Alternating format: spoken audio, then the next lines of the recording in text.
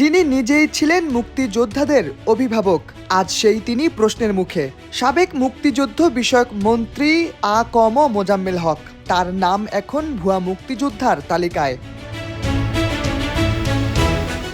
দেশের সবচেয়ে গর্বের পরিচয় মুক্তিযোদ্ধা সনদ, আর সেই পরিচয় নিয়েই এখন বড় বিতর্ক। জাতীয় মুক্তিযোদ্ধা কাউন্সিলের সদ্য প্রকাশিত তথ্য অনুযায়ী সাবেক মন্ত্রী আ.ক.ম মোজাম্মেল হক সহ 22 জন বিশিষ্ট ব্যক্তির বিরুদ্ধে ভুয়া মুক্তিযোদ্ধা সনদ নেওয়ার অভিযোগ উঠেছে। তালিকায় আছেন সংসদ সদস্য, বিচারপতি, সাবেক সচিব, সেনা কর্মকর্তা, এমনকি একাধিক সাবেক মন্ত্রী।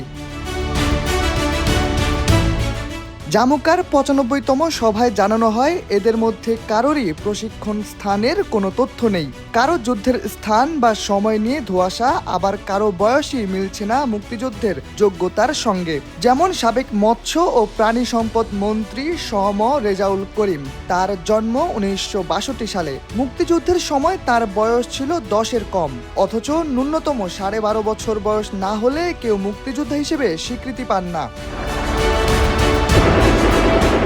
এছাড়া যাদের নাম এসেছে তাদের মধ্যে আছেন সাবেক নৌপরিবহন মন্ত্রী শাহজাহান খান, সাবেক আইনমন্ত্রী আব্দুল মতিন খসরু, সাবেক বাণিজ্য মন্ত্রী ফারুক খান এবং টিপু মুন্সি।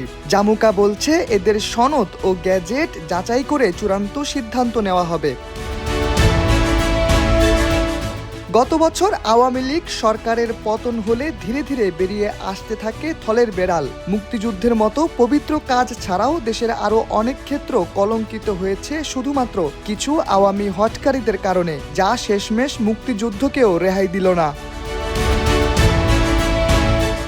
বাংলাদেশের ইতিহাসে মুক্তিযুদ্ধ এমন আবেগের নাম, যেখানে দেশ রক্ষায় এক হয়ে যেতে হয়েছিল সর্বস্তরের লোকদের। যারা মুক্তিযুদ্ধ করেছেন, দেশের হয়ে প্রাণ দিয়েছেন অথবা পঙ্গুত্ব বরণ করেছেন, তারা নিঃসন্দেহে জাতির সূর্য সন্তান। তবে বিগত আওয়ামী লীগ সরকারের কিছু দুষ্কৃতিকারীরা শুধু দেশকেই কলঙ্কিত করেনি, কলঙ্কিত করেছে দেশের ইতিহাসকে।